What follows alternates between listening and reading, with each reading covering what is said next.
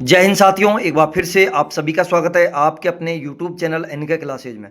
दोस्तों, Rajasthan police constable की नई भर्ती अब जल्द ही आने वाली है, क्योंकि सीईटी ग्रेजुएशन लेवल और 12th लेवल का रिजल्ट अब जल्द ही आने वाला है। फरवरी एंड तक सभी के रिजल्ट जारी हो जाएंगे और उसके तुरंत बाद राजस्थान पुलिस कांस्टेबल की जो नई भर्ती है उसका नोटिफिकेशन जारी हो जाएगा। पूरी संभावना है कि इस के साथ ही अब की बार आरएसी का जो नोटिफिकेशन है वो भी जारी हो जाएगा, क्योंकि 2 वैकेंसियों से आरएसी की भर्ती अलग कराई जा रही है। कारण है कि राजस्थान पुलिस को सीईटी के अंतर्गत लिए ला दिया है। ठीक है, अब क्योंकि आरएसी भी 12th लेवल कर दी है और राजस्थान पुलिस भी 12th लेवल कर दी है, तो अब आरएसी की भर्ती अलग से नोटिफिकेशन जारी होकर इसके साथ ही करवाई जा सकती है।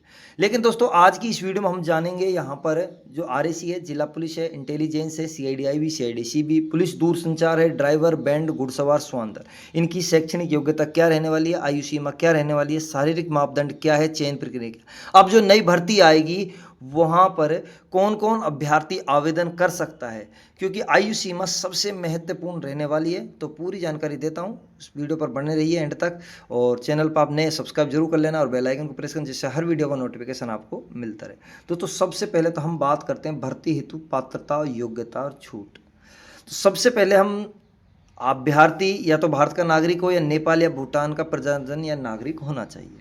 अभ्यर्थी को देवनागरी लिपि में हिंदी लेखन का व्यवहारिक ज्ञान और राजस्थान की संस्कृति का ज्ञान होना जरूरी है। अब बात करते हैं जिला पुलिस और इंटेलिजेंस। जिला पुलिस और इंटेलिजेंस के लिए मान्यता प्राप्त स्कूल से 12th पास होना जरूरी है या इसके समकक्ष होना भी जरूरी है। जैसे मान लो किसी अभ्यर्थी ने 2 साल की आईटीआई कर रखी है तो वो 12th लेवल के समकक्ष माना जाता है, तो वो भी इसमें आवेदन कर सकता है। पुलिस दूरसंचार के लिए क्या है, यहाँ पर पीसीएम, जिस अभ्यर्थी के पास पीसीएम थी 12th में, ठीक है, वही अभ्यर्थी यहाँ पर आवेदन कर सकता है, यानी कि फिजिक्स, केमिस्ट्री, मैथ। और पीसीबी जिसके पास थी, यानी कि जिसके पास बायोलॉजी सब्जेक्ट था, वो इसमें आवेदन नहीं कर सकता है। पीसीएम वाला ही कर सकता है, यानी कि जिसके पास गणित थी, भौतिक विज्ञान थी, वो इसमें आवेदन कर सकता है।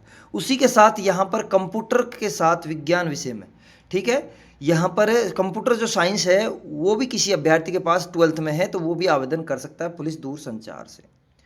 इसी के साथ यहाँ पर जो ड्राइवर पद है उसके लिए जैसे विज्ञप्ति जारी होगी, मान लो विज्ञप्ति जारी हुई मार्च में, तो विज्ञप्ति जारी होने की दिनांक से 1 वर्ष पूर्व का स्थायी वैध ड्राइविंग लाइसेंस होना चाहिए, यानी कि या तो एलएमवी हो, लाइट मोटर व्हीकल, या हैवी मोटर व्हीकल, कोई सा भी हो। लाइट भी है तो भी चलेगा, लेकिन 1 साल पहले का होना चाहिए।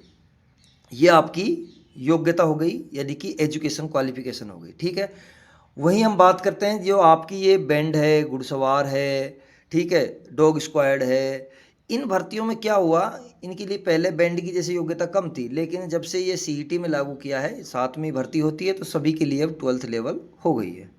ठीक है, चयन प्रक्रिया, भर्ती हेतु चयन प्रक्रिया की हम बात करते हैं तो कांस्टेबल पद पर चयन के लिए जो मेन है शारीरिक दक्षता परीक्षा और मापतोल की हम बात करते हैं, सबसे पहले ये होगा। लेकिन अब की बार पूरे पूरे चांस है कि एग्ज़ाम होगी, तो मान लो सबसे पहले एग्ज़ाम हो जाएगी आपकी, और कंप्यूटर बेस्ड नहीं होगी, एग्ज़ाम होगी तो अब की बार ऑफलाइन होगी। फिर आपकी फिजिकल होंगे, फिर आपकी दक्षता परीक्षा होगी। दक्षता परीक्षा के बाद में जो अभ्यर्थी वहाँ पर पास हो जाएंगे उन सभी को डॉक्यूमेंट्स वेरिफिकेशन और मेडिकल के लिए बुलाया जाएगा, और मेडिकल होने के बाद में उन अभ्यर्थियों की ज्वाइनिंग लिस्ट जारी कर दी जाएगी। जो अभ्यर्थी डिस्क्वालीफाई रहेंगे उनको बाहर कर दिया जाएगा। शारीरिक दक्षता परीक्षा आपके लिए योगात्मक होगी, यानी कि क्वालिफाई करनी है आपको बस। यानी कि इसमें होने वाला क्या है, 5 किलोमीटर रेस है आपकी, और जो आपकी शारीरिक जाँचें, यानी कि लंबाई, सीना, वेट वगैरह ये चीज़ें होंगी। ठीक है, एग्ज़ाम आपकी होगी 150 नंबर की। कांस्टेबल चालक, घुड़सवार, श्वान दल में भी होगी, लेकिन कांस्टेबल बैंड के लिए आपकी ये जो परीक्षा है वो आयोजित नहीं करवाई, लिखित परीक्षा नहीं होती है, बात ये है इसमें। दक्षता परीक्षा आपके कांस्टेबल सामान्य, इंटेलिजेंस, पुलिस दूरसंचार में नहीं होती है, केवल कांस्टेबल चालक, घुड़सवार, श्वान दल और कांस्टेबल बैंड में दक्षता परीक्षा होती है।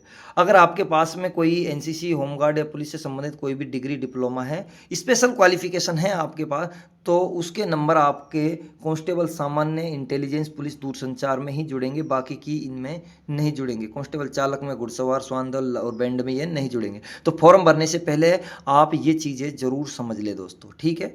उसके बाद में यहाँ पर देख दिया हुआ है, कांस्टेबल बैंड के आवेदकों से कंप्यूटर आधारित यानी कि सीबीटी आयोजित नहीं करवाई जाएगी। सीबीटी हो या फिर आपकी रिटन एग्जाम यानी कि दोस्तों कहने को यानी कि ऑफलाइन एग्जाम हो, कोई सी भी नहीं आए।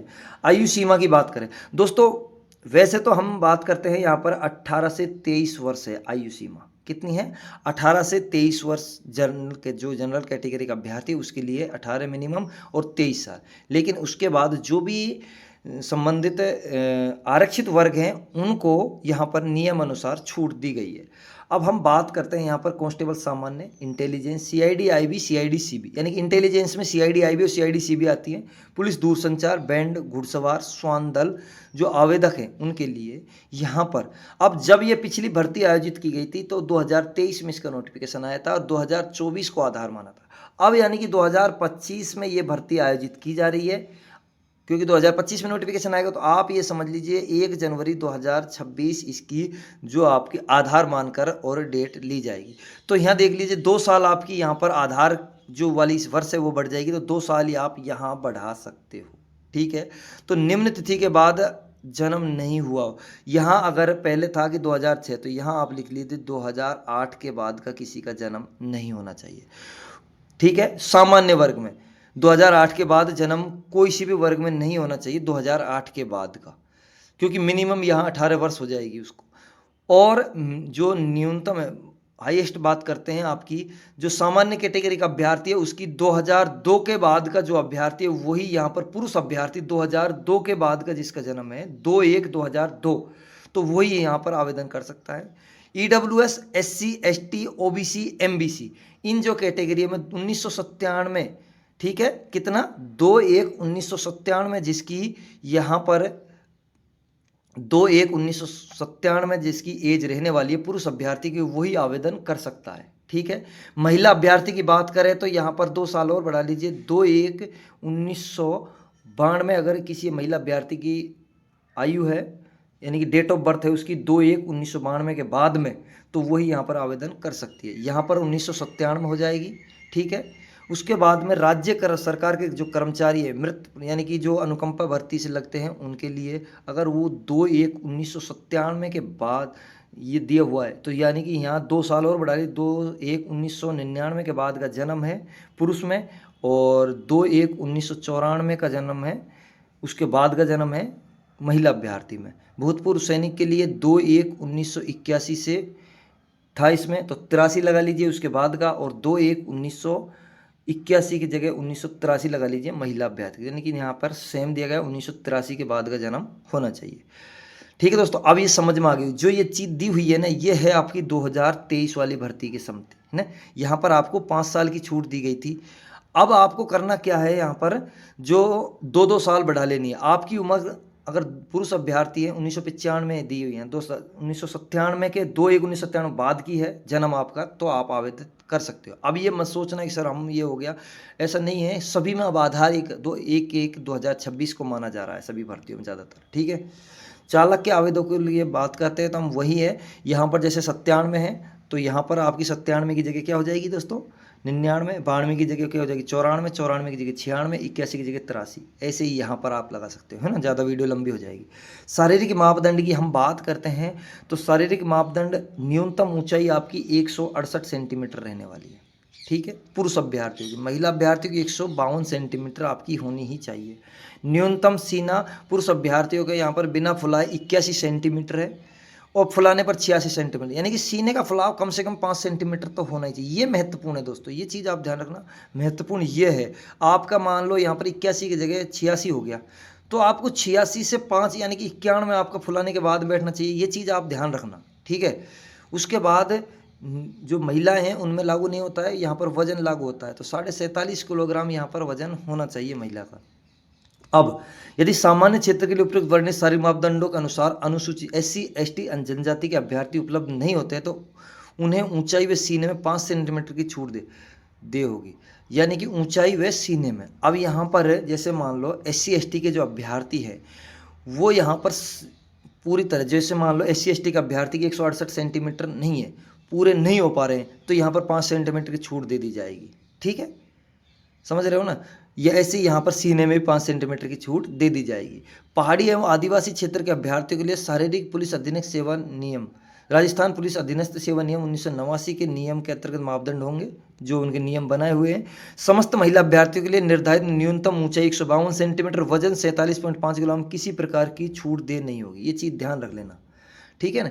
ये महिला अभ्यर्थी है उनके लिए इसमें कोई छूट दे नहीं है। 152 है तो 152 ही, और 47.5 किलोग्राम है तो 47.5 किलोग्राम ही रहने वाली है। उसके बाद में शारीरिक दक्षता परीक्षा की हम बात करते हैं, इसके लिए क्या मापदंड रहने वाले, तो दोस्तों 5 किलोमीटर रेस आपसे करवाई जाएगी। महिला हो, पुरुष हो, भूतपूर्व सैनिक हो, सभी से 5 किलोमीटर रेस करवाई जाएगी। ठीक है, लेकिन उनके लिए समय अलग अलग है, सभी के लिए करवाई जाएगी, ये सभी पदों के लिए। 25 मिनट पुरुष अभ्यर्थियों के लिए, महिला अभ्यर्थियों के लिए 35 मिनट है, भूतपूर्व सैनिक है उनके लिए 30 मिनट है, और ट्राइबल सब जो भी TSP एरिया के SC ST उनके लिए 30 मिनट दी हुई है। ठीक है, तो यहाँ ये वीडियो आपको पसंद आ गई होगी, और मैंने बहुत ही आराम से और तसल्ली से समझाया है, आप समझ गए होंगे। और भी कोई आपकी क्वेरी रह गई है तो आप कमेंट बॉक्स में कमेंट जरूर करें, और मैं आपके संशोधन करने का कोशिश करूंगा। और राजस्थान पुलिस की भर्ती से पहले ये वीडियो जरूर देखें, अपने दोस्तों, रिश्तेदारों, सभी को शेयर करें, जिससे क्या है कि आपको पता लग जाएगा कि कौन कौन अभ्यर्थी इसमें आवेदन कर सकता है। तो मिलते हैं नेक्स्ट वीडियो में, तब तक के लिए दोस्तों जय हिंद, जय भारत, वंदे मातरम।